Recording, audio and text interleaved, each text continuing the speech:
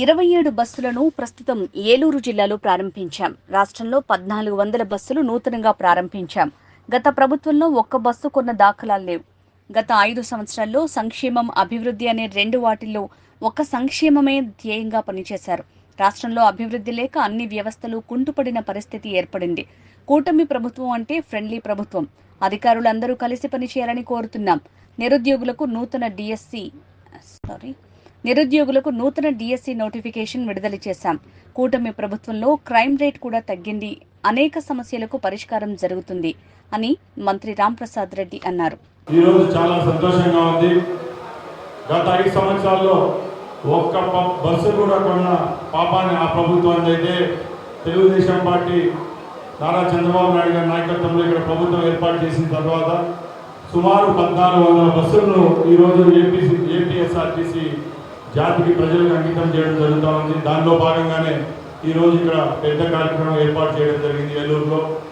ముఖ్యంగా మేము ఒకటే చెప్తున్నాం, ఏ సంస్థ అయినా బాగుంటే ఆ సంస్థలో పనిచేసే ఉద్యోగస్తులకు బాగుంటుంది.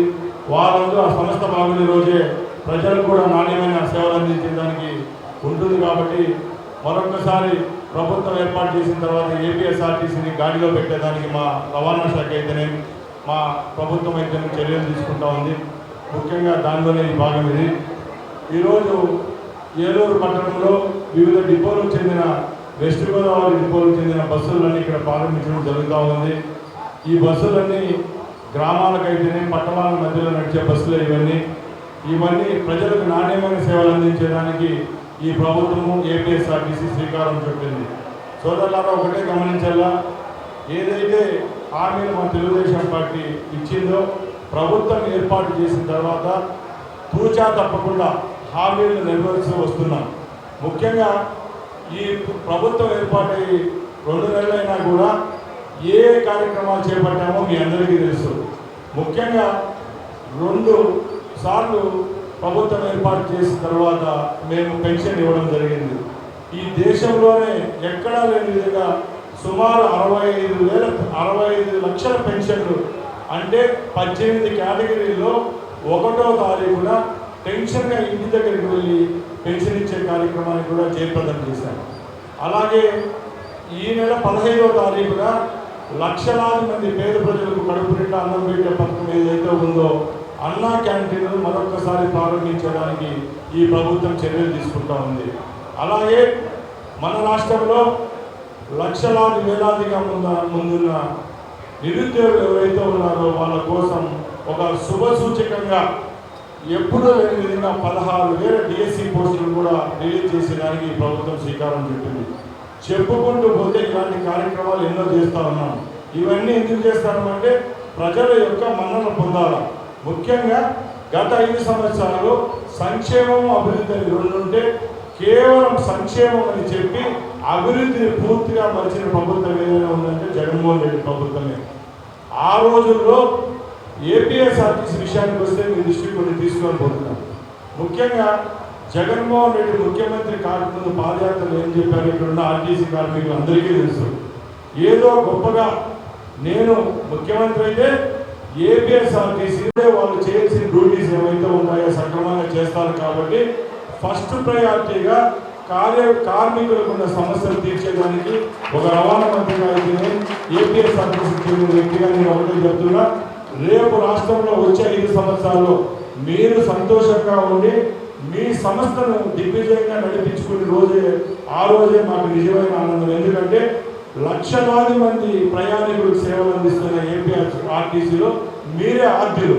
మీరు సంతోషంగా ఉండి ప్రయాణికుని గమ్యస్థానం చేర్చిన రోజే అప్పుడే నిజంగా సంస్థకు మనుగడ ఉంటుంది. కాబట్టి ఇక్కడున్న కార్మిక సోదరులందరికీ ఒక రవాణా మంత్రిగా భరోసా ఇస్తున్నా, మీ డిమాండ్స్ ఏవైతే ఉన్నాయో అవి తప్పకుండా ఈ ప్రభుత్వం దృష్టికి తీసుకొని పోయేదాన్ని నేను ప్రయత్నిస్తూనే ఉన్నా. నేను మంత్రిగా బాధ్యతలు చేపట్టిన తర్వాత ఎప్పుడూ లేని విధంగా నెలలో 15 రోజులు ఏపీఎస్ఆర్టీసీకి సంబంధించిన డిపోలు అయితేనే అన్ని దగ్గర పర్యటించడం జరుగుతూ ఉంది. కాబట్టి మీ సమస్యలు తీర్చేదానికి నేను చిత్తశుద్ధి కృషి చేస్తాను. అలాగే ఒకటే చెప్తున్నాను, పెద్దలు నారా చంద్రబాబు నాయుడు గారు ప్రభుత్వం ఏర్పాటు చేసిన తర్వాత ప్రజలకు ఎన్నో ఆశలతో ఆ రోజు మాకు ఓటు చేశారు. మా ముఖ్యమంత్రి గారు ఒకటే చెప్తున్నారు, ఎక్కడ ఏ విధమైన అలసత్వం వద్దు.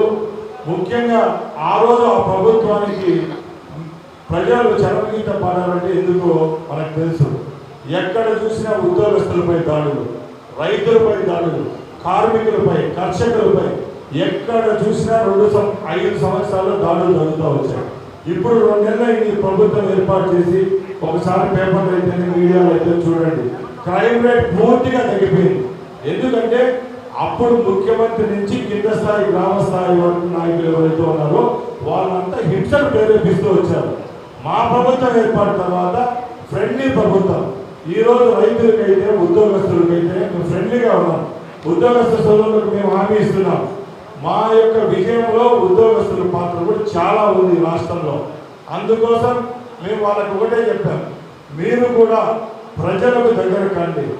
మేము నాయకులనే కానీ పరిపాలకులనే కానీ మేము డిక్టేటర్షిప్ అయితే మేము చేయము. ప్రజలకు ఏమైతే మంచి జరుగుతుందో, ఏ కార్యక్రమాలు మేము ప్రభుత్వం చేపడుతుందో ఆ కార్యక్రమాలందరికీ ప్రజలకు, రాజకీయ నాయకులకు, ప్రభుత్వానికి మధ్య మీరు వారధులు. కాబట్టి మీరు ఈ ప్రభుత్వంలో చిత్తశుద్ధిగా ఏ విధమైన అపోహలు లేకుండా రాష్ట్ర ప్రజలకు సేవలు అందించే విధంగా పనిచేయాలని చెప్పి మరొకసారి సభాముఖంగా మీ అందరికీ తెలియజేసుకుంటున్నాం. అలాగే మా ప్రభుత్వం చేసిన అభివృద్ధి కార్యక్రమాలు చంద్రబాబు నాయుడు గారు 14 సంవత్సరాలు మీరు అందరూ చూశారు. తప్పకుండా వచ్చే 5 సంవత్సరాలు ఈ రాష్ట్రానికి అయితేనే, మన బిడ్డలకు అయితేనే, రైతులకు అయితేనే ఒక సువర్ణయుగంగా ఉంటుందని తెలియజేసుకుంటూ సెలవు తీసుకుంటున్నా. జై హింద్, జై తెలుగుదేశం.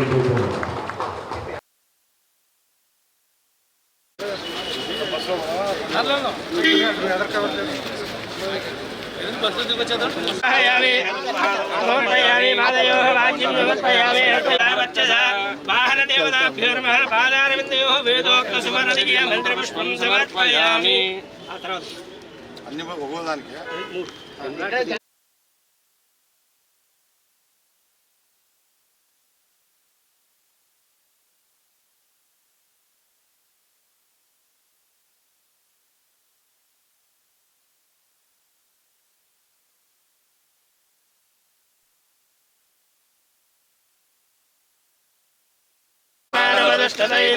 అయం ముహూర్తకాలే సూర్యాని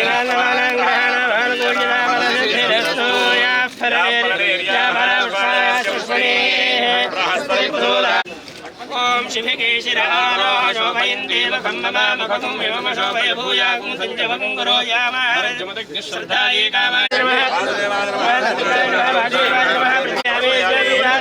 సమర్పయామి దివ్యశ్రీ చంద్రం సమర్పయామి అలంకరణార్థం పుష్పం సమర్పయామి ఓం కేశవాయ నమః నారాయణాయ నమః మాధవాయ నమః నమః.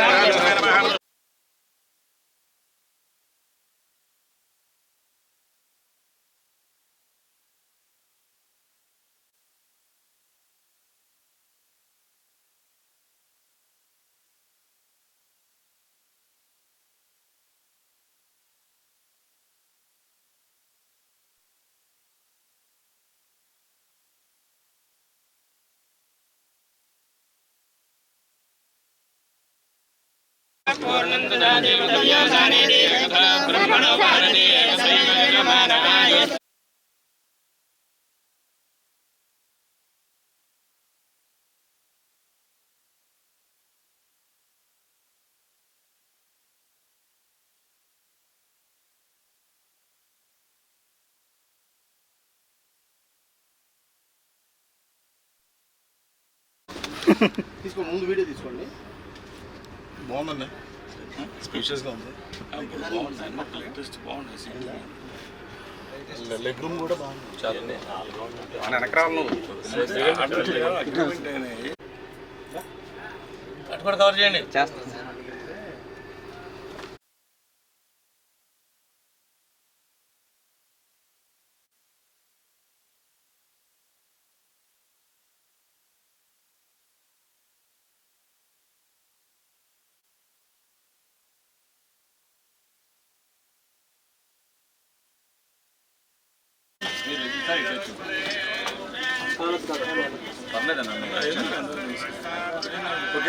Okay sir. Okay sir.